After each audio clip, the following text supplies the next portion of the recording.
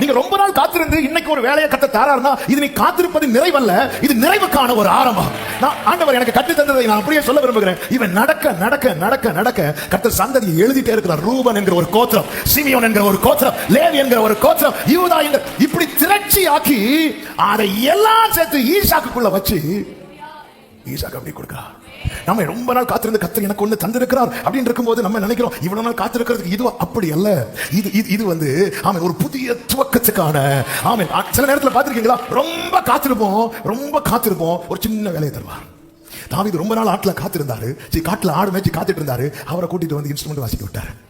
சின்னதம். இது வந்து ஒரு நிறைவுக்கான ஒரு ஆரம்பம். ஆமென். அது அர்த்தம் என்ன? ஆமென். சில காரியங்கள் எனக்கு இன்னும் நான் பார்க்கல. ஆமென். ஆனா ஆண்டவர் நடத்திட்டு இருக்கிறார். யாரையும் நடத்துறதை விட என்ன ரொம்ப கடினமா நடத்துறார். ஆனா எனக்கு ஒண்ணு தெரியும், ஆசீர்வாதம் ஆட் ஆயிட்டே இருக்கிறது, நன்மை பெருகி கொண்டே இருக்கிறது. என் கண்ணில் நான் பார்க்கல, ஆனா எனக்கு நல்லா தெரியும் அவர் ஆட் பண்ணிட்டே இருக்கிறார். என் கணக்குல ஏறிக்கொண்டே இருக்கிறது. நம்புற தேவ பிள்ளைங்க மற்றும் நல்ல கரங்களை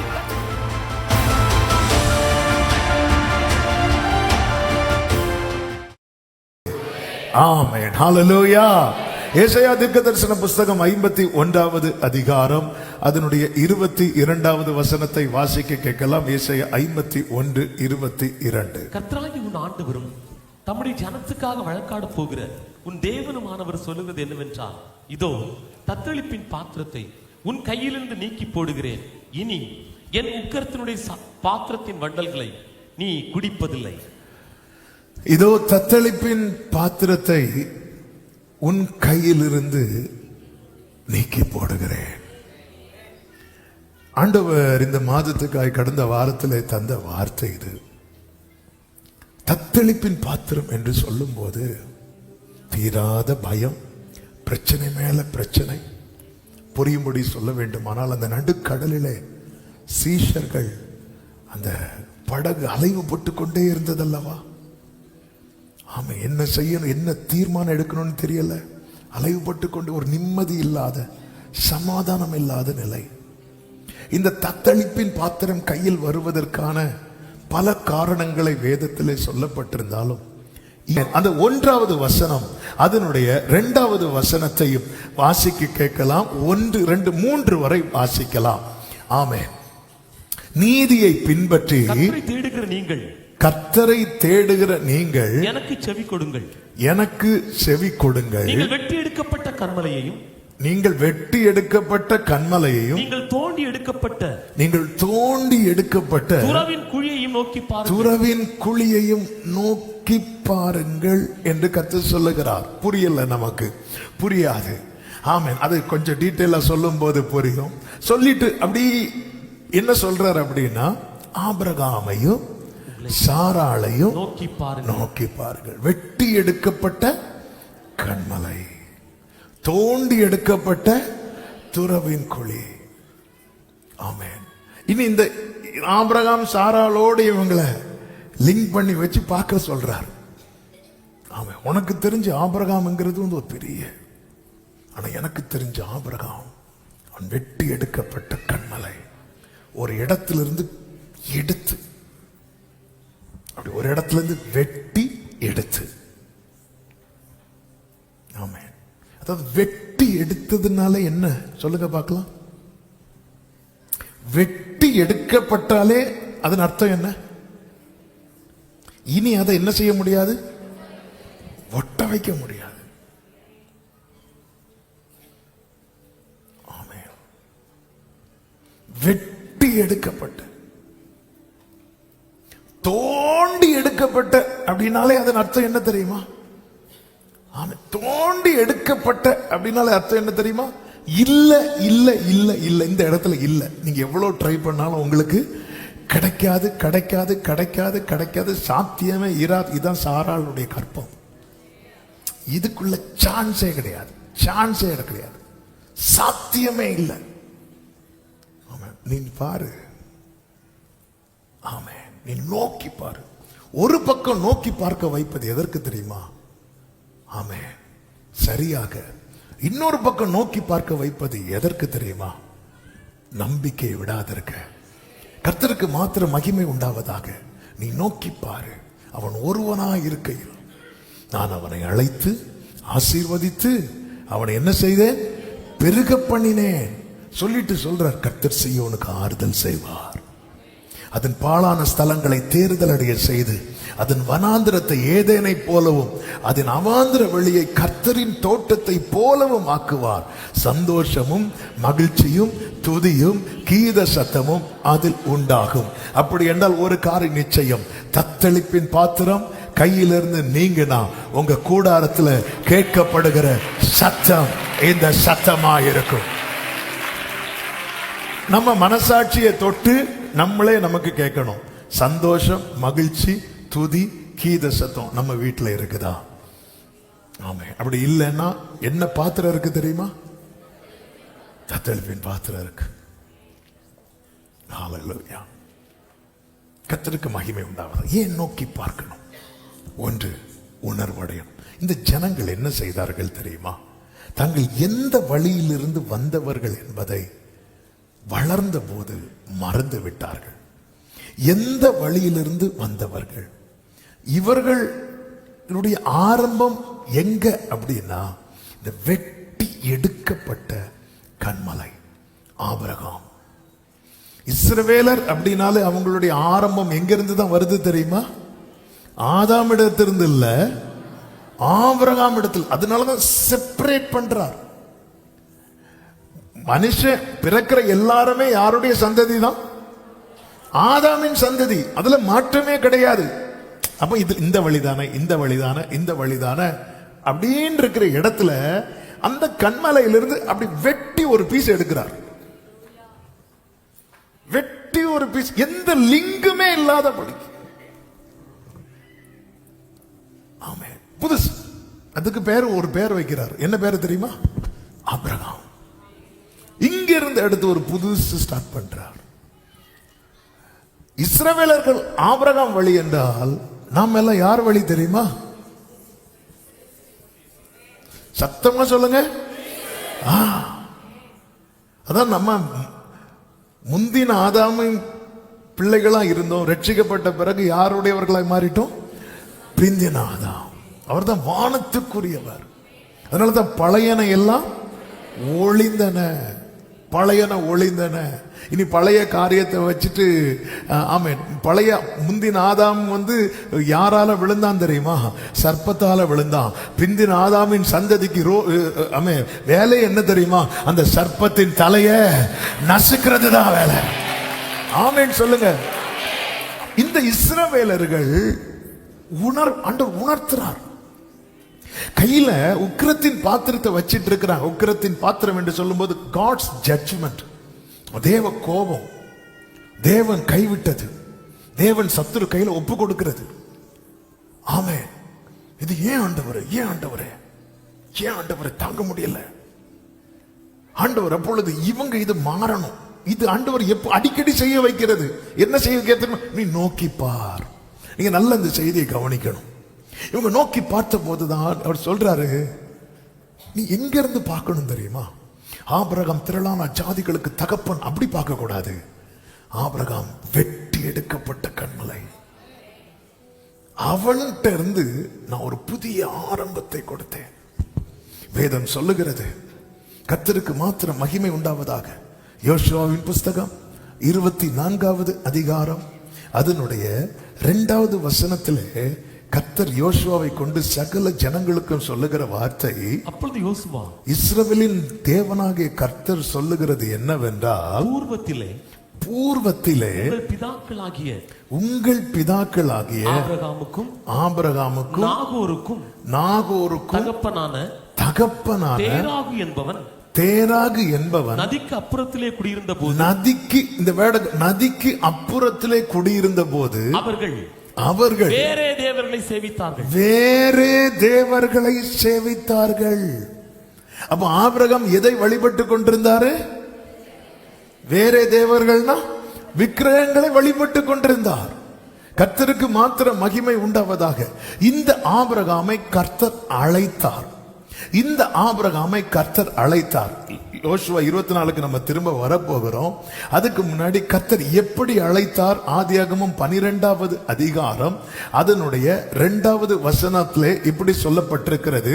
1 முதல் பாருங்கள். கர்த்தர் ஆபிரகாமை நோக்கி, நீ உன் தேசத்தையும் உன் இனத்தையும் தகப்பனுடைய வீட்டையும் விட்டு புறப்பட்டு நான் உனக்கு காண்பிக்கும் தேசத்துக்கு போ.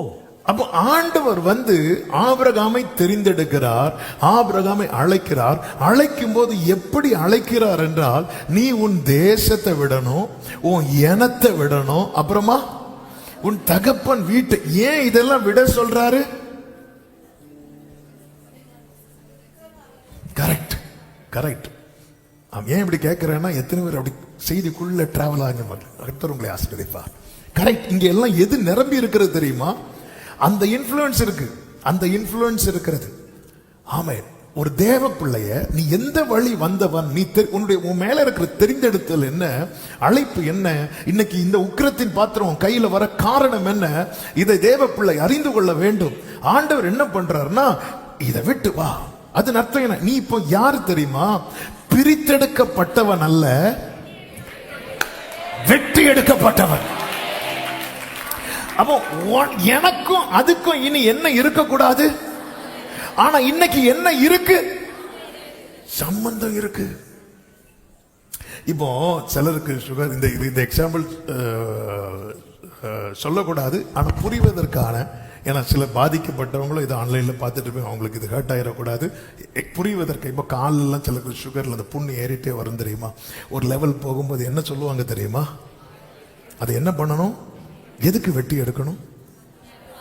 அது பரவக்கூடாது, பரவக்கூடாது. வெட்டி எடுக்கிறது என்பது அது சாதாரண விஷயம் கிடையாது. அது ரொம்ப வலிக்கிற காரியம், ரொம்ப பெயின்ஃபுல்லான காரியம்.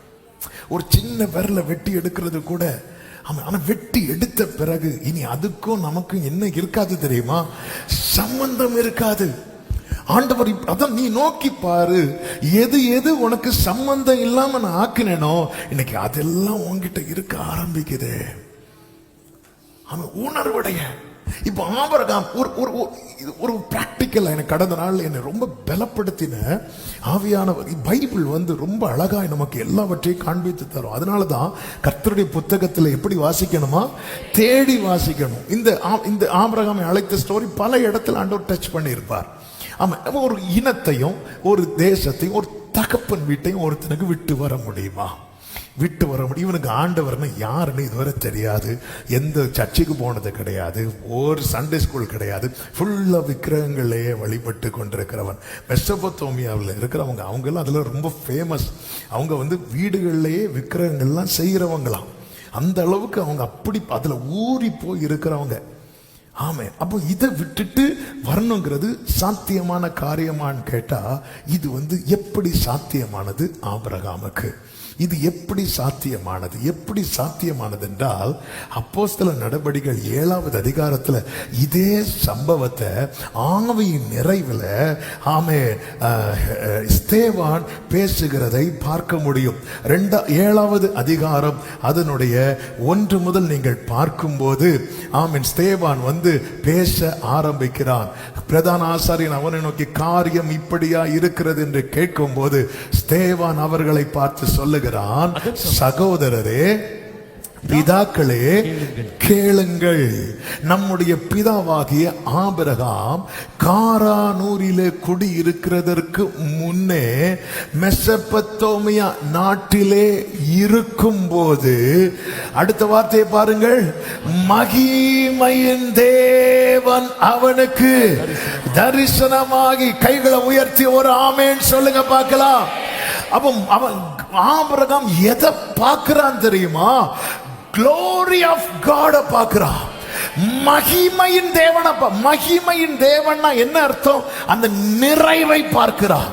நிறைவானது வரும்போது குறைவானது ஒளிந்து போகும். இந்த ஆபிரகாம் எதை பார்க்கிறான் தெரியுமா? God's glory பார்க்கிறான்.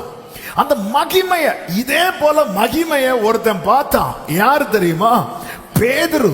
அது வரைக்கும் எனக்கு என்ன தருவீர், எனக்கு என்ன தருவீர், எனக்கு என்ன தருவீர் கேட்டுட்டு இருந்தவன் எப்பொழுது மகிமையை பார்த்தானோ அப்பொழுது அவன் சொன்ன வார்த்தை என்ன தெரியுமா? எங்கே இருப்பது.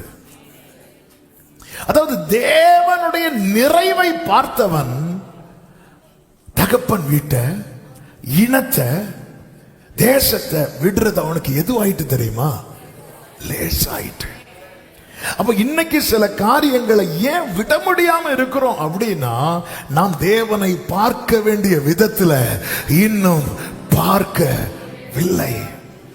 எத்தனை வருடம் ஆச்சு, ஒரு அட்டம்ப்ட்ல எப்படி ஆபிரகாமை இதை விட்டு வந்தீங்கன்னா, ஆவியானவர் தேவான நிரப்பி சொல்ல வைக்கிறாரு. அவன் சும்மா விடல. ஆமென். உங்களுக்கு ஒரு தேவன், எங்களுக்கு யெகோவா தேவன், இந்த அறிவு அல்ல.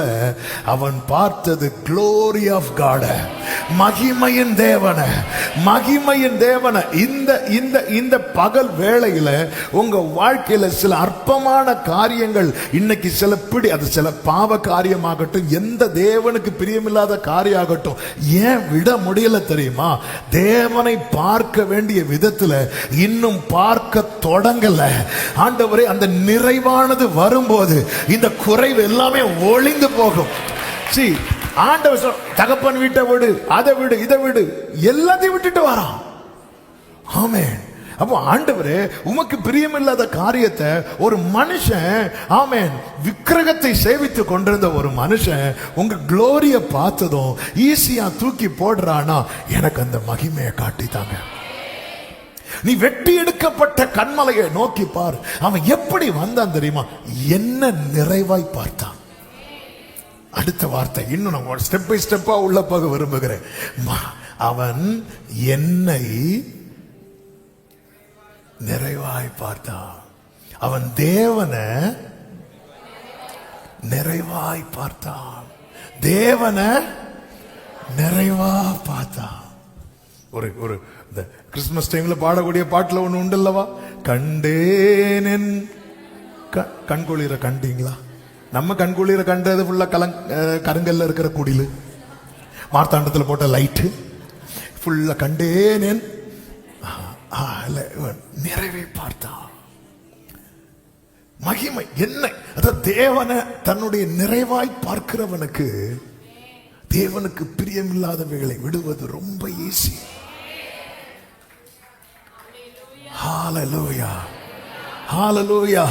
அவன் மகிமையின் தேவன் அவனுக்கு தரிசனமாகி, மகிமையின் தேவன். இன்னைக்கு நம்ம நிறைய காரியங்கள்ல வெட்டி எடுக்கப்பட்டோம் என்பதை மறந்து நிறைய காரியங்களை இன்னும் பிணைக்கப்பட்டு கொண்டிருக்கிறோம். இன்னைக்கு உலகத்தானுக்கும் தேவ பிள்ளைக்கு வித்தியாசமே தெரியவில்லை. அவன் பிரித்தெடுக்கப்பட்டவன். பிரித்தெடுத்தீர் பிறக்கு முன்னால் உமக்கென்று வாழ்ந்திட. ஆமே, நீ சும்மா உடைஞ்சு விழுந்த கல்லு துண்டு கிடையாதுப்பா. நீ வெட்டி எடுக்கப்பட்டவன். உன் ஆரம்பத்தை பாரு, உன் ஆரம்பத்தை பாரு. விட முடியுமாங்க அப்படி ஈஸியா? ஆனா அந்த தேவனை நிறைவா பார்த்தவனுக்கு அவனுக்கு எதுவுமே தடை கிடையாது. ஆமென். தேவனை இந்த சத்தத்தை கேட்கிற சில உள்ளங்களோடு ஆவியானவர் இடைபடுகிறதை ஆவியில் உணர்கிறேன். சில காரியம் உன்னோடு போராடி கொண்டிருக்கிறது. அந்த பக்கமா இந்த பக்கமா, நீ மகிமையின் தேவனை பாரு. ஈஸியா நஷ்டம் என்று குப்பை என்று தூக்கி போடுவார். தேவனை நிறைவாய் பாரு. தேவனின் நிறைவை பாரு. தேவனை சொல்லுங்க, இந்த ரெண்டு வார்த்தை. தேவனின் நிறைவை பார், தேவனை நிறைவாய் பார். இதான் ஆபிரகாம். அவனை ஃப்ரெண்ட் ஆக்கிட்டாரு. அவன் என்ன எப்படி பார்க்கறான் தெரியுமா? இது ஆபிரகாம் பாடக்கூடிய பாட்டு. கண்டேனன் கண்குளிர அப்படி பார்த்துட்டே இருக்கிறார். இயேசு சொல்லுவார்ல, ஆபிரகாம் என்னுடைய நாளை காண ஆசையா இருந்தான், கண்டு களி கூர்ந்தான். பார்த்தாச்சு வா போம் அப்படி கிடையாது, கண்டு களி கூர்ந்தான். ஹalleluya. அவன் ஆண்டவரை வழி அனுப்பி விட போவார். ஆபிரகாம் வழி அனுப்பி விட போயிட்டு அவருக்கு முன்னாடி நின்றுட்டு இருப்பார். இதான் ஆபிரகாம். ஹalleluya. அவன் நமக்கு என்ன பார்க்கணும்? எனக்கு அங்க போன பொற்தல வீதி, அங்க நிறைய ஃப்ரூட்ஸ் எல்லாம் இருக்கான், நான்வெஜ் கிடையாதா? நம்ம வந்து தேவனை நிறைவை பார்க்க நம்ம துடிக்கும் போது ஒருத்தன் தேவனை நிறைவாய் பார்க்கிறான்.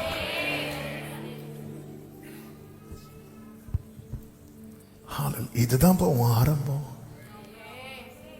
இன்னைக்கு இவ்வளவு திரட்சிக்கு பின்னாக இருந்ததுக்கான காரணம் என்ன தெரியுமா? ஒருத்தன் ஒண்ணும் இல்லாம இருக்கும் போதே தேவனை நிறைவாய் பார்த்தான். இன்னைக்கு இன்னைக்கு இன்னைக்கு இன்னைக்கு எல்லாம் என்னங்க இல்லை, என்ன இல்லை? வீட்டுல ஆகாரம் இல்லையா? ஏதோ ஒரு ஆகாரம் இருக்குல்ல. ஆமே, ஒரு உங்களுக்கு பெரிய இந்த படுத்ததும் தூக்கி அடுத்த ஃப்ளோருக்கு தூக்கி போடுற அந்த குஷன் மெத்த இல்லைன்னாலும் கிழிஞ்ச பாயாவது இருக்குல்ல. ஏதோ என்னங்க இல்லை, என்ன இல்லை? ஆமே, ஹல்லேலூயா. அதாவது ஒண்ணுமே இல்லாம இருக்கிற இடத்துல இருக்கிறதுக்கு ஒரு இடம் நமக்கு தேவை. இருக்கும்போது கை வைக்கிறதுக்கு ஒரு 2 பிடி இருந்தா அப்படின்னு தோணும். அப்புறமா மெதுவா சாஞ்சா நமக்கு ஒவ்வொன்று வர வரதான் இன்னொன்னுக்கு மேல ஆசையே வரும். ஐயோ, தலைக்கு வைக்க பில்லோ இல்லையே, தலைக்கு வச்சாச்சு. அப்படியே காலுக்கும் வைக்கிறதுக்கு ஒண்ணு கிடைச்சா. சிலர் தூங்குறதுக்காக வெயிட் பண்ணிட்டு இருப்பாங்க, உருவுறதுக்கு. உண்மையே பார்த்தா என்ன இல்லை சொல்லுங்க? நம்ம கிட்ட என்ன இல்லை தெரியுமா? அவன்கிட்ட இருக்கிறது இல்லை, இவள்கிட்ட இருக்கிறது இதுதான் இன்னைக்கு இல்லை. என்ன இல்லை?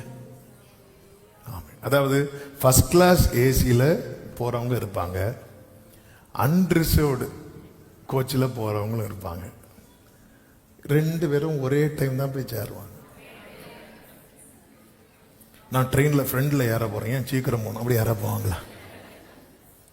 ஒரே டைம் தான் போய் சேரும்போது எல்லாரும் இல்ல, நான் ஃபர்ஸ்ட் கிளாஸ்ல இருக்கிறேன், அடுத்த ஸ்டாப்ல இறங்க வேணா, சென்னைக்கு டிக்கெட் எடுத்து நீங்க திருநெல்வேலியில இறங்க வேண்டியதான். ஆமா, ஒண்ணும் பண்ண முடியாது. உண்மை வாழ்க்கையை திரும்பி பாருங்க. ஆனா என்ன பிரச்சனைனா, நம்முடைய பார்வை மாறிட்டு, அதான் நீ நோக்கி பாரு. ஆமே, அதாவது தேவனை நிறைவாய் பார்க்கிறவன், அவன் தேவனை நிறைவாய் பார்க்கிறவன். ஹல்லேலூயா. இதான்ப்பா, இப்படிதான்ப்பா நான் அவனை கொண்டு வந்தேன். தேவனை நிறைவாய். ஆண்டவரே, இதை நான் கோட்டை விட்டுட்டேன். ஆண்டவரே, நான் உம்முடைய நிறைவை பார்க்க துடிக்கும் போது உம்மை நிறைவாய் பார்க்க விட்டுட்டேனே ஆண்டவரே. ஹல்லேலூயா. இன்னைக்கு எல்லாத்துலயுமே ஒரு குறைவு இல்லை, இது இல்லை, என்ன இருக்கு? வாழ்க்கை எப்படிங்க இருக்கு? எப்படியோ போகுது. கார்ல இருந்துட்டு இந்த ஆம்புலன்ஸ் இருந்துட்டு சொல்ல வேண்டியத கார்ல இருந்து சொல்லிட்டு இருக்கிறோம். போகும். ஆமே, எப்படி லைஃப்? என்ன லைஃப்? ஒர்க் வச்சு குத்தி சாப்பிட்டுட்டு என்ன சாப்பிடுறீங்க சிஸ்டர்? மாம்பழ சீசன். வாழ்க்கையே வெறுத்து போச்சு. ஏன் மாம்பழம் தீர்ந்துட்டா? என்ன இல்ல நமக்கு இன்னைக்கு நிறைவே இல்லை, மனசு நிறைவே இல்லை. ஆபிரகாம்கிட்ட என்னங்க இருக்கு? ஒரு கூடாரத்துல கூடி இருக்கிறான். ஆண்டவர் வரும்போது ஆண்டவரை வீட்டுக்குள்ள வர அவனால உட்கார வைக்க முடியாது, மரத்தடியில சாஞ்சு உட்கார வைக்கிறான். மரத்தடியில் சாஞ்சு உட்காந்துக்குவாங்க ஆண்டவரே. இதான் ஆபிரகாம். ஆமே, ஆனா அவன் கண்ணில் ஒரு காட்சி அவன் அப்படி வச்சிருக்கிறான். அவர்தான் நிறைவு. ஆமே, உக்கிரத்தின் பாத்திரம் இல்லைங்க, எல்லா வலியின் பாத்திரமும் நீங்குங்க. நீங்க பார்க்க வேண்டியவரை சரியா பார்த்துட்டீங்கன்னா நிறைவே நீர் வாருமே, நிறைவே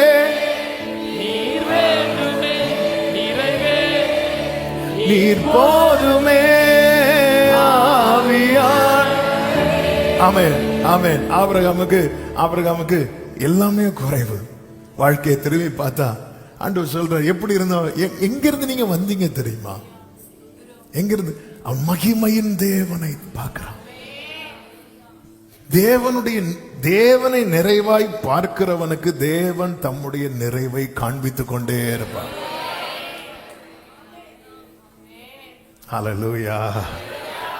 அந்த தேவனை நிறைவாய் பார்க்கிறவனுடைய ஆழ் மனதிலிருந்து வருகிற வார்த்தை என்ன தெரியுமா? நீர் போதும். நின் சாநித்தியம். அவ்வளவுதான். நம்ம எப்போ தெரியுமா நீர் போதும்னு சொல்லுவோம்? எல்லாத்தையும் அடி வாங்கிட்டு வந்துட்டு நீர் போதும். ஆமே, நம்மளை யாரும் புரிஞ்சுக்கல, எடுக்கலன்னு வரும்போது எனக்கு நீர். அப்படி இல்லை. ஆண்டவரே, தகப்பன் வீடு வீடு தேவனை நிறைவாக பார்த்துட்டு இருக்கும் போது நீங்க நல்லா கவனிச்சீங்கன்னா தெரியும், அழைப்பு ஏற்கனவே இருக்கிறது. ஆனா தகப்பன் தேராகோடு கூட புறப்பட்டு ஒரு இடத்துல உட்காந்துட்டான். அதுக்கு மேல விட்டு வர முடியல. ஆபிரகாமுக்கு வர முடியல. ஆண்டவர் தம்முடைய மகிமையை வெளிப்படுத்தின போது உன் தகப்பன் வீடை விட்டாச்சு. அவருடைய மூணு கயிறை பிடிச்சிருக்கிறார் ஆபிரகாம். தகப்பன் வீடை விடு. ஆமே, ஒரு கையில இன்னும் 2 இருக்கு. உன் இனத்தை விட்டாச்சு. உன் தேசத்தை விட்டாச்சு. வா அப்படின்னு போறான். எங்க போறோம் தெரியாது. நிறைய வச்சு அப்படியே போறான். எங்க போறோம் தெரியாது. சாஸ்திரிகளை வழி நடத்தினது நட்சத்திரம். ஆபிரகாமை வழி நடத்தினது நட்சத்திரத்தை உருவாக்கினவர்.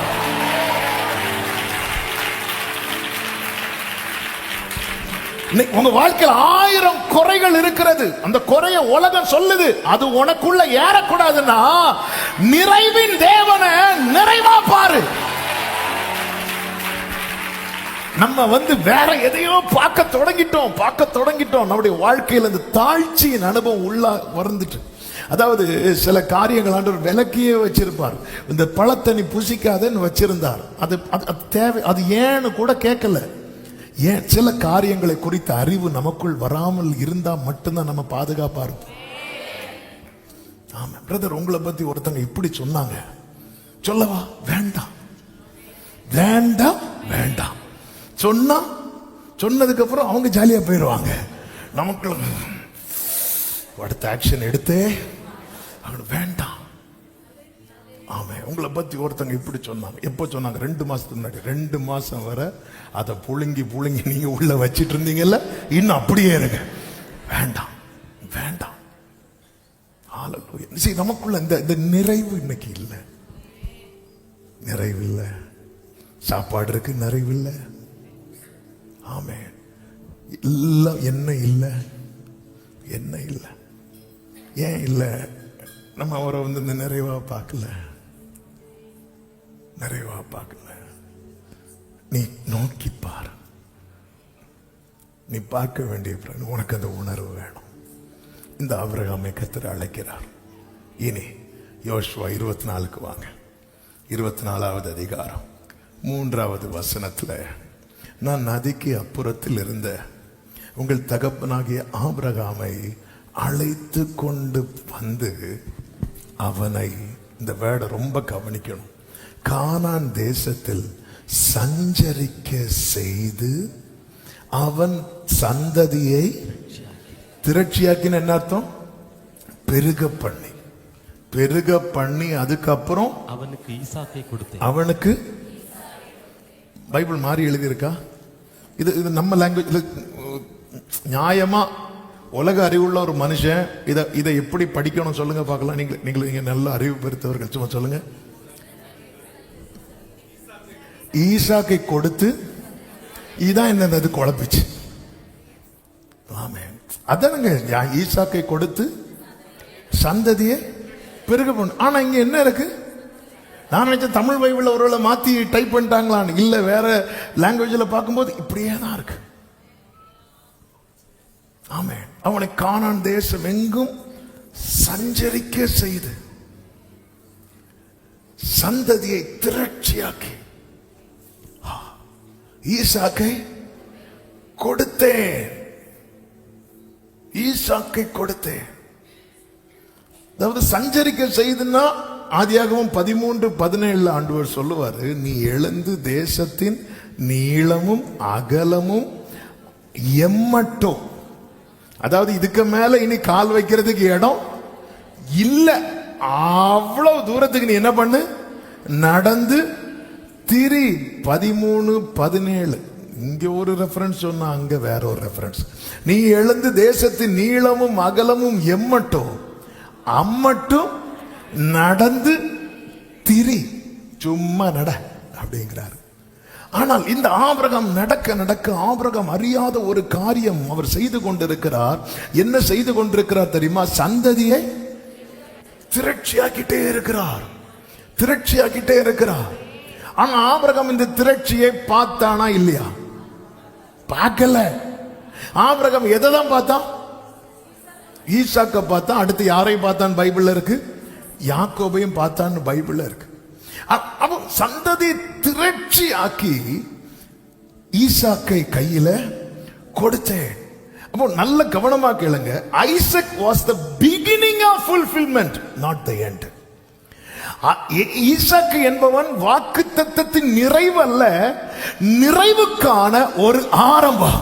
நீங்க ரொம்ப நாள் காத்திருந்து இன்னைக்கு ஒரு வேலையை கர்த்தர் தாரார்னா இது நீ காத்திருப்பது நிறைவல்ல, இது நிறைவுக்கான ஒரு ஆரம்பம். நான் ஆண்டவர் எனக்கு கற்று தந்ததை நான் அப்படியே சொல்ல விரும்புகிறேன். இவன் நடக்க நடக்க நடக்க நடக்க கர்த்தர் சந்ததியை எழுதிட்டே இருக்கிறார். ரூபன் என்கிற ஒரு கோத்திரம், சிமியோன் என்கிற ஒரு கோத்திரம், லேவி என்கிற ஒரு கோத்திரம், யூதா என்கிற, இப்படி திரட்சி ஆக்கி அதை எல்லாம் சேர்த்து ஈசாக்குள்ள வச்சு ஈசாக்கு அப்படியே கொடுக்கிறார். நாம ரொம்ப நாள் காத்திருந்து கர்த்தர் எனக்கு ஒண்ணு தந்திருக்கிறார் அப்படின்னு இருக்கும்போது நம்ம நினைக்கிறோம் இவ்வளவு நாள் காத்திருக்கிறதுக்கு இதுவா? அப்படி அல்ல. இது வந்து ஆமென் ஒரு புதிய துவக்கத்துக்கான. ஆமென். சில நேரத்தில் பார்த்திருக்கீங்களா? ரொம்ப காத்திருப்போம், ஒரு சின்ன வேலையை தருவார். தாவீது ரொம்ப நாள் ஆட்டுல காத்திருந்தாரு, காட்டுல ஆடு மேய்ச்சி காத்துட்டு இருந்தாரு. அவரை கூட்டிட்டு வந்து இன்ஸ்ட்ருமெண்ட் வாசிக்க விட்டாரு. சின்னதம். இது வந்து ஒரு நிறைவுக்கான ஒரு ஆரம்பம். ஆமென். அதன் அர்த்தம் என்ன? ஆமென். சில காரியங்கள் எனக்கு இன்னும் நான் பார்க்கல. ஆமா, ஆனா ஆண்டவர் நடத்திட்டு இருக்கிறார். யாரையும் நடத்துறதை விட என்ன ரொம்ப கடினமா நடத்துறார். ஆனா எனக்கு ஒண்ணு தெரியும், ஆசீர்வாதம் ஆட் ஆயிட்டே இருக்கிறது, நன்மை பெருகி கொண்டே இருக்கிறது, நன்மை பெருகி கொண்டே இருக்கிறது. என் கண்ணில் நான் பார்க்கல, ஆனா எனக்கு நல்லா தெரியும் அவர் ஆட் பண்ணிட்டே இருக்கிறார். என் கணக்குல ஏறி கொண்டே இருக்கிறது. நம்புற தேவ பிள்ளைங்க மட்டும் நல்ல கரங்களை தட்டி ஆமென்.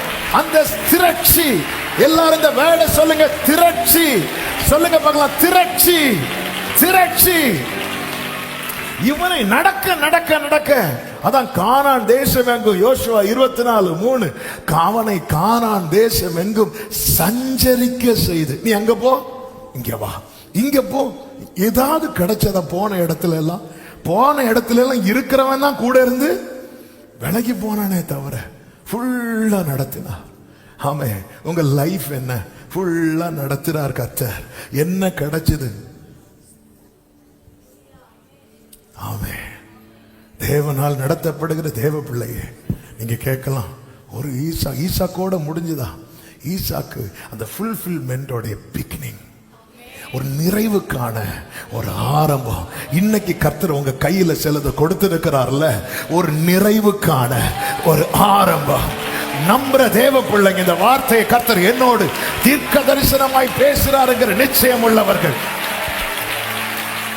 ஆமே, ஹalleluya, ஆமே. நீ பாரு அப்படிங்கிறார்.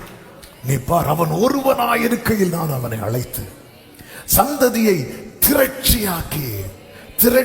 அப்போ ஒரு காரியம் ஒரு தேவ பிள்ளைக்கு தெரியும். காத்திருக்கிறவர்களுக்கு சொல்றேன், புத்திர வாக்கியத்துக்கு காத்திருக்கிறவர்களுக்கு சொல்றேன், ரொம்ப சஞ்சரிக்க வைக்கிறார். ஒராவது தருவாரான்னு பாக்குறீங்களா? அவர் எழுதிட்டே இருக்கிறார். ரூபன், சிமியோன், லேவி, யூதா எழுதிட்டே இருக்கிறார். சந்ததியை திரட்சியாக்கி. நல்ல கரங்களை தட்டி தேவனுக்கு மகிமை. ஹalleluya. எத்தனை பேர் நம்புறீங்க? நேற்று இரவில் இந்த வார்த்தையை வைத்து ஆவியானவர் துதிக்க வைத்தார். ஆமென். ஆண்டவர் இன்னும் எத்தனை காலம் காத்திருக்க வேண்டும், இன்னும் எத்தனை காலம் இதற்காக பிரயாசப்பட வேண்டும். கர்த்தருடைய ஆவியானவர் தந்த வார்த்தை இப்பொழுது உன் கண்களுக்கு தெரியல, ஆனா நான் எழுதிட்டே இருக்கிறேன்.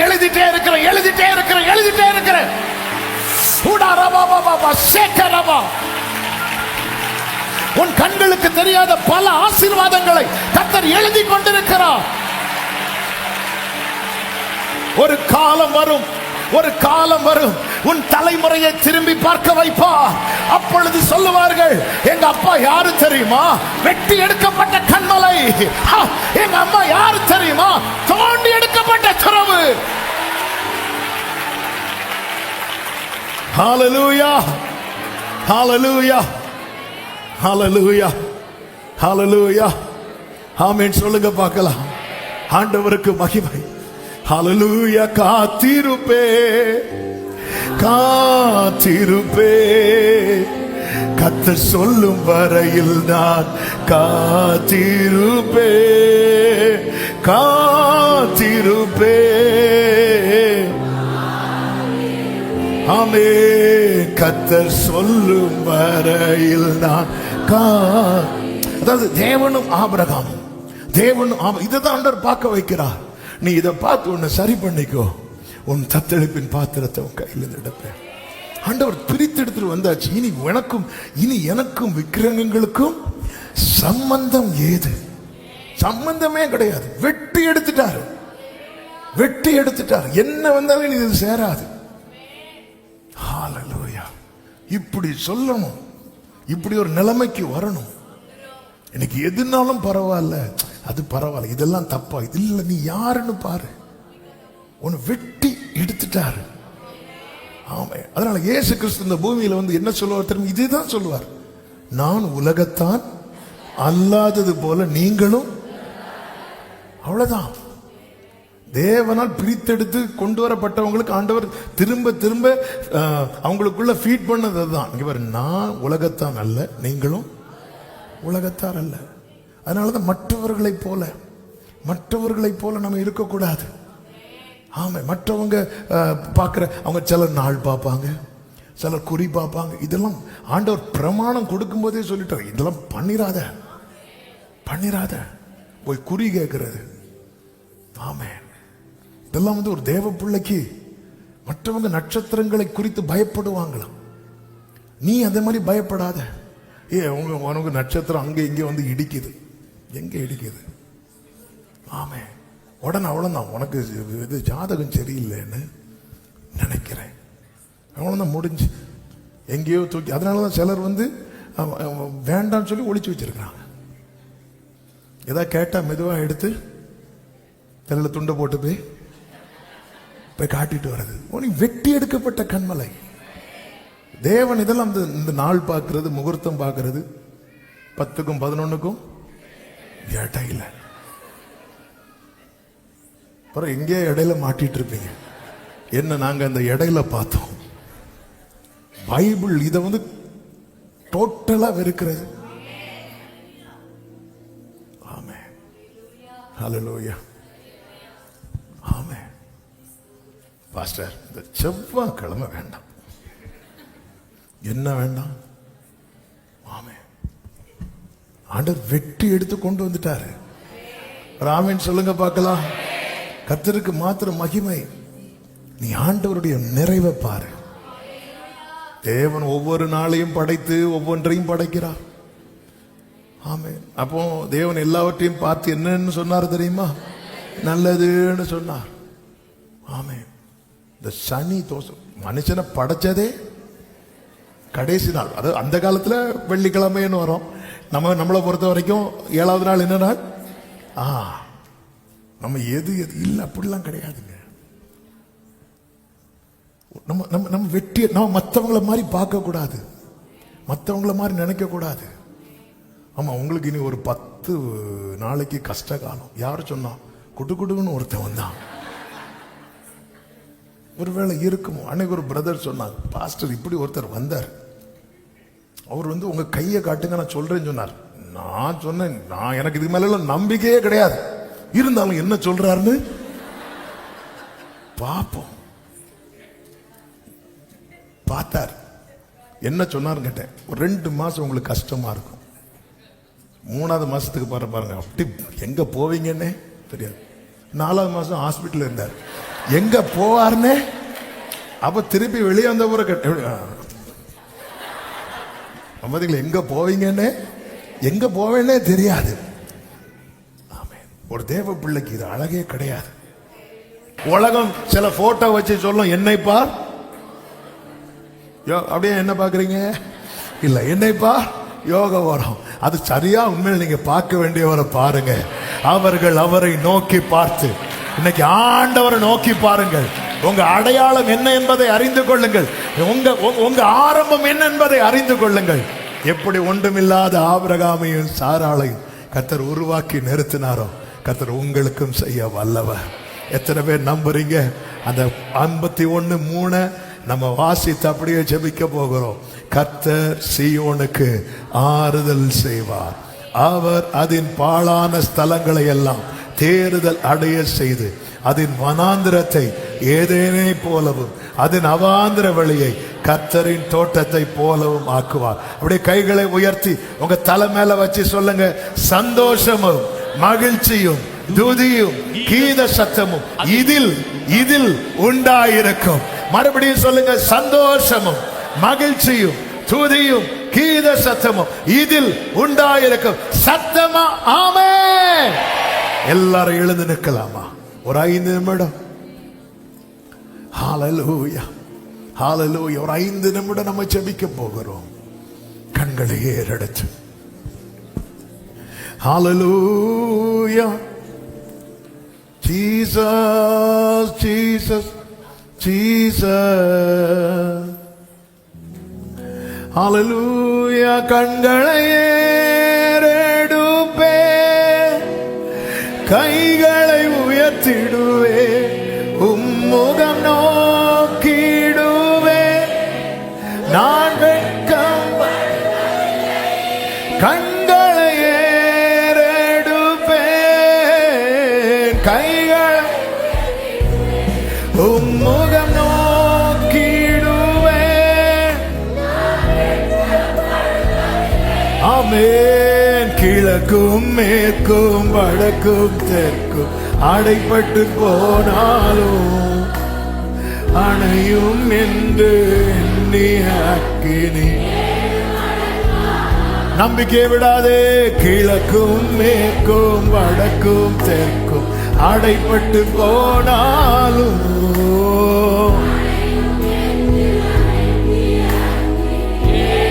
கைகளை உயர்த்தி கண்களையே நோக்கி பாருங்கள், நோக்கி பாருங்கள். சரபல மதரமலரபா ரிப்ரம சேரே glory. கண்களையே ரெடுப்பே, ஆமென். மகனோ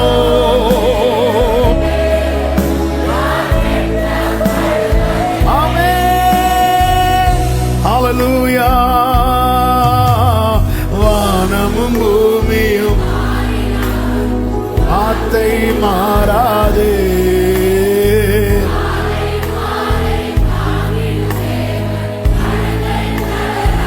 நம்பிக்கையோடு அவருடைய வலது கரம் ரட்சிக்கும். கர்த்தர் மறுபடியும் கொண்டு வருவார். உன்னை மீண்டும் எழுப்ப பண்ணுவா. இந்த தத்தளிப்பின் பாத்திரம் உன் கையில் இருந்து நீங்கும் சகோதரி, உன் கையில் இருந்து நீங்கும் சகோதரா. கண்களை ஏறெடுப்பே, கண்களை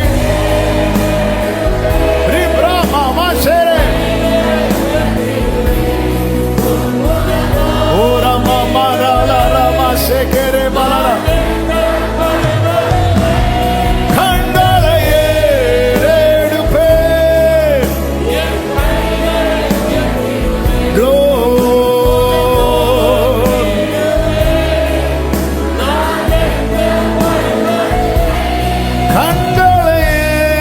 ஏறெடுப்பே.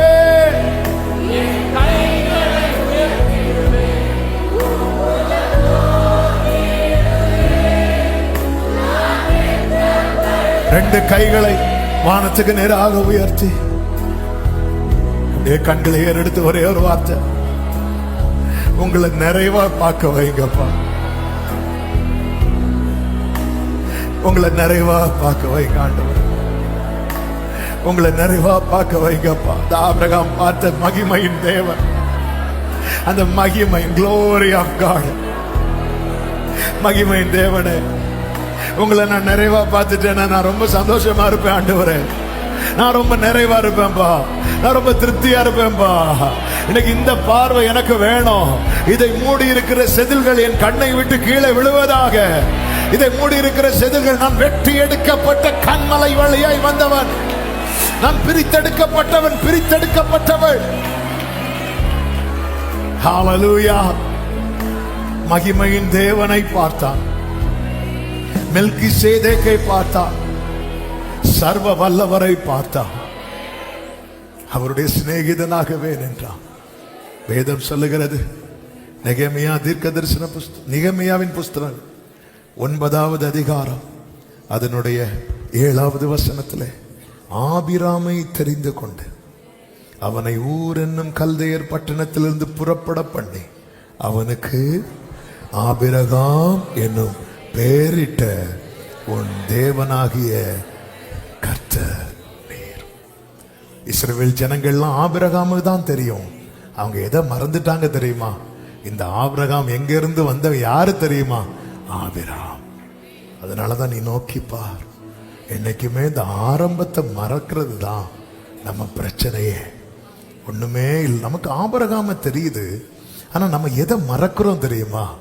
அவன் யாரதான் ஆபிரகாமா மாத்தினாரு? ஆபிராமை. ஆபிராமை விக்கிரங்கள் நடுவில் இருந்தவனை நோக்கி பார்.